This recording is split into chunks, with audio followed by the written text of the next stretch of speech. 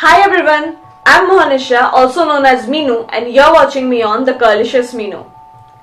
So आज हम बात करने वाले हैं हेल्थ के बारे में, because as we all know आज के टाइम पे हमारे लंग्स का स्ट्रांग होना कितना ज्यादा जरूरी है. सो आज हम बात करने वाले हैं वो सारे तरीकों के बारे में जिससे आप अपने लंग्स स्ट्रांग कर सकते हैं, उन्हें क्लीन कर सकते हैं और उनकी ऑक्सीजन लेने की कैपेसिटी बढ़ा सकते हैं.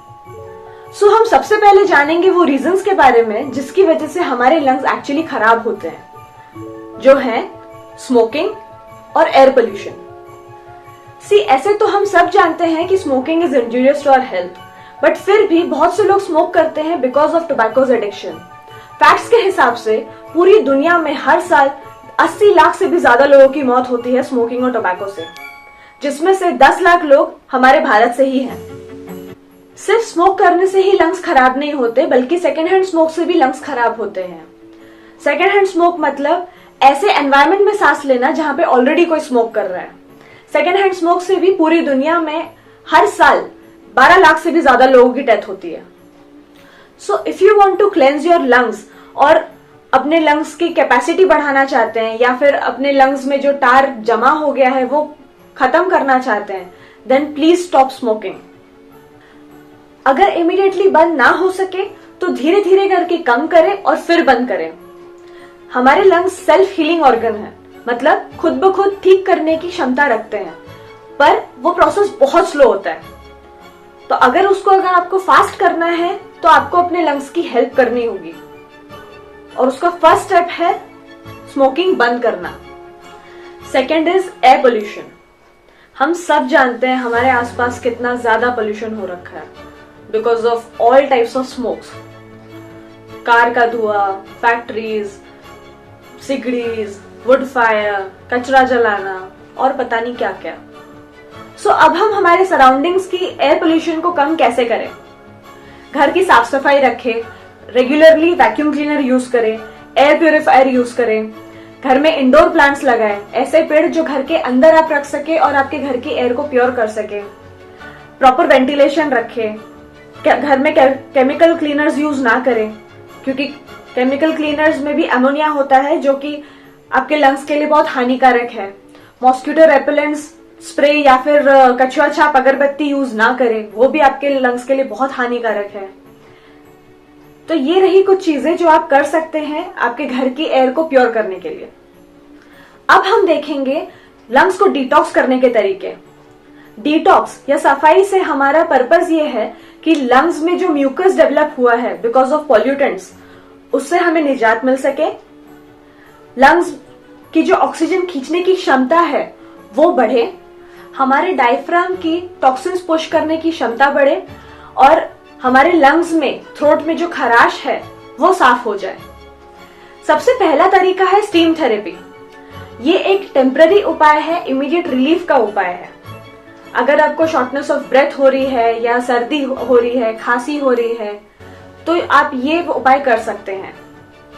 इसे लेने का तरीका, सबसे पहले एक कंटेनर में पानी उबालें और उसमें थोड़ा सा नमक या यूकेलिप्टस ऑयल की कैप्सूल या विक्स डालें और एक टॉवेल से अपना पूरा मुंह ढकें और नाक और मुंह खोल के पूरी डीप ब्रीदिंग करें. ध्यान रखिए ये एक टेम्पररी उपाय है. जिनको सर्दी हो, खांसी हो, खराश हो गले में या अस्थमा हो, सीओपीडी हो, ऐसे लोग भी ये उपाय कर सकते हैं. एक ऐसा फेक पोस्ट भी सर्कुलेट हो रहा है जिसमें कहा जा रहा है कि स्टीम थेरेपी से कोरोना से निजात पाया जा सकता है, जो कि 100% झूठ है. तो प्लीज ऐसी अफवाहों से दूर रहिए. सेकेंड तरीका है कंट्रोल्ड कफिंग. बेसिकली ये अस्थमा पेशेंट्स और सीओपीडी पेशेंट्स के लिए यूज किया जाता है, बट ये बहुत अच्छा तरीका है अपने लंग्स को क्लेंस करने का. ये डायग्राम को पॉज करके भी आप इसे करने का तरीका देख सकते हैं. इसे करने का तरीका, आप एक चेयर पे बैठे एकदम सीधे पोजीशन में और आपके पैर जमीन को लगने चाहिए और अपने पेट के ऊपर आपने इस तरीके से अपने हाथों को फोल्ड करना है और फोल्ड करके आगे झुकना है. अगर आप ज्यादा प्रेशर क्रिएट करना चाहते हैं तो आप एक कुशन का भी हेल्प ले सकते हैं. आप कुशन रखें और फिर अपने हाथों को इस तरीके से फोल्ड करें और फिर आगे झुके, और आगे झुक के आपने एक लंबी सांस लेनी है अपने नाक से, और फिर एक्सेल करते वक्त खांसना है। इस तरीके से आपके लंग्स में जितना भी म्यूकस जमा है वो सब बाहर आ जाएगा। तीसरा तरीका है पोस्चरल ड्रेनेज। इसका बेसिक कॉन्सेप्ट ये है कि आपकी बॉडी उल्टी रहेगी, मतलब आपके हिप्स आपके लंग्स से ज्यादा ऊपर के एंगल पे रहेंगे ताकि ग्रेविटी काम करे, और ग्रेविटी की वजह से आपके अंदर का जितना भी म्यूकस है वो बाहर आ सके। सो इसमें 3 पोजीशंस है, जिसमें भी आप कंफर्टेबल हो वो पोजीशन आप कर सकते हो। सबसे पहला पोजीशन, इसमें आप देख सकते हैं कि आपको फ्लैट सीधे लेटना है और अपने हिप्स के नीचे कुशन्स लगाने हैं ताकि आपके हिप्स आपके लंग्स से ऊपर रहे, और सिर को सपोर्ट देने के लिए आप कुशन यूज कर सकते हैं, नहीं तो आप अपने हाथों का भी यूज कर सकते हैं। दूसरी पोजीशन है जिसमें आपको एक वन साइड होके लेटना है। अगेन इसमें भी हिप्स के नीचे आपको कुशन लगाने हैं ताकि आपके हिप्स आपके लंग्स से ऊपर रहे, और आपके सिर को सपोर्ट देने के लिए या तो कुशन का सपोर्ट ले या तो फिर आप अपना हाथ भी रख सकते हैं। थर्ड पोजीशन में आप देख सकते हैं आपको आपके पेट के बल लेटना है, आपको 3-4 कुशन्स लगाने हैं, और साथ में हेडरेस्ट करने के लिए आपको एक कुशन लगाना है। ये सबसे ज्यादा इफेक्टिव है क्योंकि आपके पेट पे प्रेशर आ रहा है और इससे सबसे ज्यादा म्यूकस बाहर निकलेगा। सो अब आपको इन पोजीशन में करना क्या है, आपको डीप ब्रीदिंग करनी है 1:2 के रेशियो में। जैसे आप अगर 2 सेकंड के लिए इनहेल कर रहे हैं, सांस अंदर ले रहे हैं, तो 4 सेकंड तक आप सांस बाहर छोड़ेंगे, या फिर आप अगर सांस 4 सेकंड तक अंदर ले रहे हैं तो 8 सेकंड तक आप बाहर छोड़ेंगे। इसके साथ एक और चीज की जाती है जिसे कहते हैं परकशन, बट ये जनरली एक स्पेशलिस्ट की मदद से ही किया जाता है। अगर आप ये घर पे करना चाहते हैं तो उसका तरीका है, आपको इस तरीके से अपना हाथ बनाना है, इस शेप का। जैसे आप अगर किसी को शाबाशी दे रहे हैं या फिर आप पानी पी रहे हैं तो आपका ये हाथ बनेगा, और फिर आपको पूरे अपने छाती पे इस तरीके से धीरे धीरे धीरे धीरे आपको टैप करना है। आप अपने पूरे रिब के जहां तक के हैं वहां तक के आप कंटिन्यूअसली ऐसे टैप कर सकते हो। अगर आपसे नहीं हो पाता है देन आप किसी की मदद ले सकते हैं और उनसे कह सकते हैं कि आप आपके छाती पे या आपके पीठ पे इस तरीके से वो धीरे धीरे टैप करें। इस तरीके से धीरे धीरे पैट करने का बेसिक पर्पस ये है कि जो म्यूकस आपके लंग्स में जमा हो गया है थोड़ा लूज हो जाता है और फिर वो ग्रेविटी की वजह से बाहर आ जाता है। मैं दोबारा कहूंगी कि आप परकशन करना चाहें तो एक स्पेशलिस्ट की मदद से ही करें। घर पे करने के लिए ये कभी कभी डेंजरस भी हो सकता है। चौथा तरीका है breathing exercises. Breathing exercises basically आपके लंग्स की ऑक्सीजन खींचने की कैपेसिटी बढ़ाते हैं। ऐसे तो बहुत सारे ब्रीदिंग एक्सरसाइजेस अवेलेबल हैं, बट अगर वो सारे मैं बताने गई तो वीडियो बहुत लंबा हो जाएगा। अगर आप चाहते हो कि मैं अलग से आपको ब्रीदिंग एक्सरसाइजेस बताऊं then please comment below. Next है रेगुलर एक्सरसाइज। लंग्स की ऑक्सीजन लेने की कैपेसिटी बढ़ाने के लिए रेगुलर एक्सरसाइज करना बहुत ज्यादा जरूरी है। बीच बीच में करने से और बीच बीच में बंद करने से कोई फायदा नहीं होगा। अगर आप चाहते हैं कि आपके लंग्स की कैपेसिटी बढ़े देन हफ्ते में 3 से 5 दिन 30 मिनट के लिए एक्सरसाइज करना बहुत ज्यादा जरूरी है।